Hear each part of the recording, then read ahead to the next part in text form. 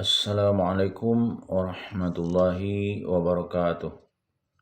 Innal hamdalillah nahmaduhu wa nasta'inuhu wa nastaghfiruh wa na'udzu billahi min shururi anfusina wa min sayyiati a'malina.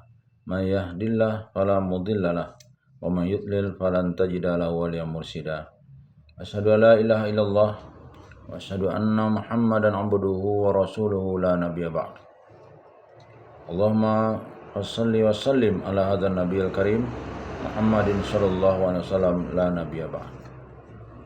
Bapak-bapak, ibu-ibu yang berbahagia serta generasi muda yang saya sayangi, baiklah kita akan melanjutkan membaca buku Pedoman Salat yang disusun oleh Profesor Dr. Tengku Muhammad Asbi As-Siddiqi. Bismillahirrahmanirrahim. Kedudukan solat dalam upaya pembinaan iman. 1. Solat adalah kerangka pokok dari iman. Allah menegaskan dalam Al-Quran bahwa solat merupakan kerangka pokok dari iman. Allah Subhanahu wa Ta'ala berfirman,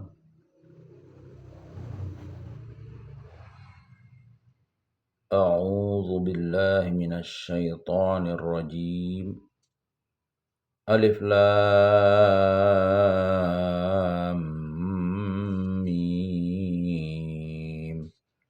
Itulah Al-Quran yang tidak ada keraguan padanya, petunjuk bagi mereka yang bertakwa, yaitu mereka yang beriman kepada yang gaib, yang menegakkan solat dengan khusyuk dan membelanjakan untuk keperluan bersama sebagian yang kami rezekikan kepada mereka, dan mereka yang beriman kepada kitab yang diturunkan kepada engkau dan kitab-kitab yang diturunkan kepada nabi-nabi sebelum engkau, dan meyakini adanya negeri akhirat. Quran Surah Al-Baqarah ayat 1-4.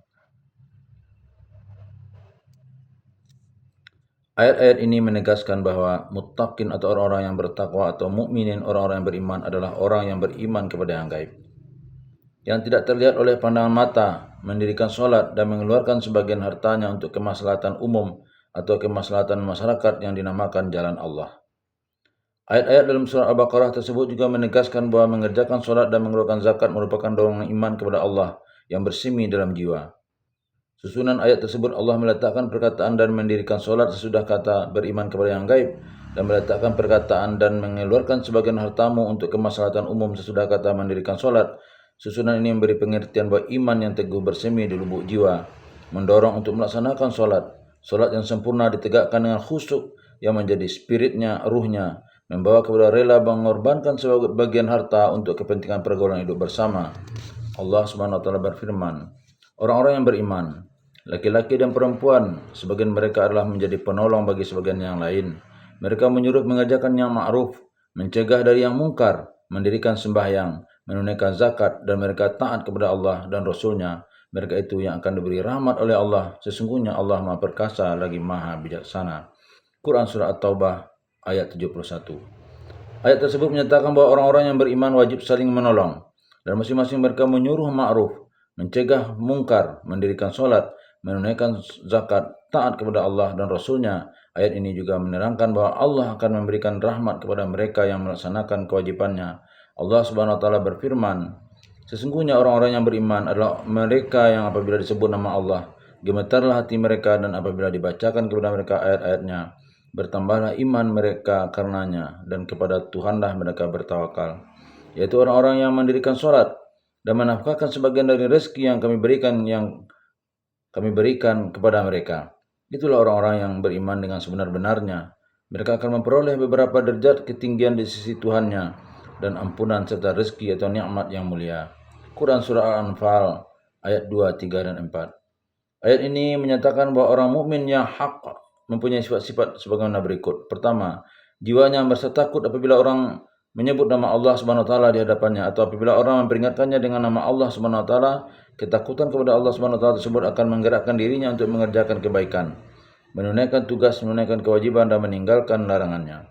Orang mukmin yang hak ketika mengerjakan kejahatan akan surut ke belakang apabila dikatakan kepadanya, ittaqillah, peliharalah dirimu dari siksaan Allah Subhanahu wa Ta'ala, dengan mengerjakan taat dan berbakti kepadanya, dengan menjauhkan diri dari kemaksiatan dan dosa. Kedua, keimanannya bertambah apabila ayat-ayat Allah Subhanahu wa Ta'ala tersebut dibacakan di hadapannya. Ayat-ayat yang dibaca di hadapannya masuk dan meresap dalam lubuk jiwanya, lalu membangkitkan kesadaran dan keinsafannya dan menyebabkan imannya bertambah kokoh dan kuat. Ketiga, menyerahkan diri atau bertawakal kepada Allah Subhanahu wa taala.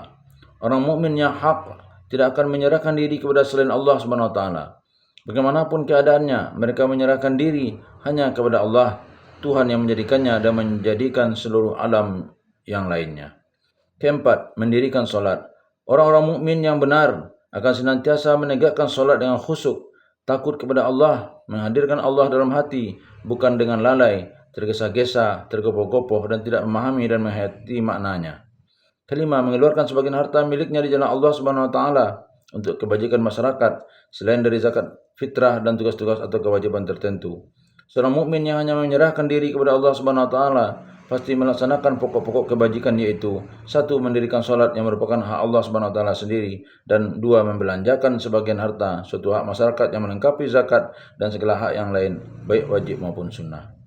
Orang-orang mukmin adalah orang yang merasa bahwa seluruh manusia adalah iyalullah, orang-orang yang Allah belanjai, dan meyakini bahwa manusia yang paling disayang Allah hanyalah yang banyak jasa dan gunanya kepada makhluk Allah Subhanahu wa taala yang lain. Jadi ayat ini menerangkan bahwa salat adalah bagian dari iman, dan yang mendirikannya adalah mukmin yang benar yang sungguh-sungguh menegakkan bangunan Islam. Juga dapat dipahamkan bahwa salat adalah hasil takut dan tawakal atau menyerahkan diri kepada Allah Subhanahu wa taala dan berpegang kepadanya, sebagaimana membelanjakan harta seperti yang dikehendaki Allah Subhanahu wa taala adalah hasil dari mendirikan salat. Apabila seseorang telah memenuhi kelima sifat tersebut, maka sifat-sifat tersebut telah menjadikannya mukmin yang benar, mukmin yang punya iman sempurna. Apabila telah dapat menghasilkan banyak kebajikan, melenyapkan semua sifat buruk dan keji. Karena itu, orang yang tidak salat berarti tidak takut kepada Allah Subhanahu wa taala, tidak bertawakal kepadanya. Apabila sifat-sifat tersebut tidak ada pada diri seseorang, maka tidak ada padanya pokok kebajikan dan ia tidak dipandang mukmin. 2. Salat adalah kunci diterima iman dan amal. Banyak keterangan yang menegaskan bahwa tidak diterima suatu amal dari seseorang tanpa dia mengerjakan solat. Nabi SAW bersabda, "Inna awwala ma yunzaru min a'malihi salatu, fa in jadat lahu nuzira fi sairi a'malihi wa illam tajuz lahu yunzar fi syai'in min a'malihi ba'd." Sesungguhnya permulaan amalan seseorang yang diperhatikan pada hari kiamat ialah solat. Maka jika urusan solatnya baik, dilihatlah amal-amalannya yang lain. Jika urusan solatnya tidak baik, tidak dilihat lagi amal-amalannya yang lain. Hadis riwayat Al-Iraq dari Abu Hurairah dan Abu Said, Sarah Al-Ihya 2:11. Awwala ma yuhasabu bihil abdu yaumal qiyamatis salatu yunzaru fi salatih, fa in saluhat faqad aflah wa in fasadat khaba wa khasir. Permulaan amal yang diperiksa dari seorang hamba pada hari kiamat ialah solatnya. Diperhatikan benar-benar solatnya, maka jika urusan solatnya baik, dia mendapat kemenangan. Jika urusan solatnya tidak baik, rugi dan sia-sialah usahanya. Hadis riwayat At-Tabrani dari Anas radhiyallahu an, At-Targhib 1184. Imam Ahmad dalam risalah As-Shalah mengatakan, "Wahai anakku Abdullah, Nabi SAW telah menegaskan dalam satu hadis bahwa tidak ada keberuntungan apa-apa dalam Islam untuk orang yang meninggalkan solat." Umar bin Khattab radhiyallahu an pernah mengirim surat peringatan kepada para gubernur yang isinya, "Ayyuhal wulah, inna min ahamma umurikum andis salah, faman hafizaha hafiza dinah, wa man dayya'aha fahuwa lima siwaha atya'u wala hazza fil islami liman tarakas salah." Wahai wali-wali negeri, sesungguhnya tugas yang kupandang paling penting yang harus kamu selenggarakan dengan seksama ialah urusan solat. Barang siapa memelihara solat, niscaya dia telah memelihara agamanya. Orang yang menyia-nyiakan solat, maka selain dari solat tentu lebih lagi ia sia-siakan. Tidak ada bagian apa-apa dalam Islam bagi orang yang meninggalkan solat. Hadis riwayat Malik, Taisirul Wusul 2:194. Orang yang menganggap mudah solat berarti menganggap mudah Islam. Keberuntungan seorang manusia dalam Islam adalah menurut keberuntungan yang mereka peroleh dari solat. Kegemaran mereka terhadap Islam adalah menurut kegemaran mereka terhadap solat. Janganlah menjumpai Allah dalam keadaan tidak menghargai Islam. Kadar penghargaan yang diberikan seorang kepada Islam adalah sekadar harga solat dalam jiwanya. Urusan mengatur dan memimpin solat di permulaan Islam adalah tugas khalifah. Dia sendiri atau wakilnya yang memimpinnya. Tiap kota besar pada masa itu didirikan sebuah masjid jami tempat menunaikan solat jamaah Jumat. Sedang di masjid-masjid lainnya dalam kota tidak terdapat mimbar di dalamnya.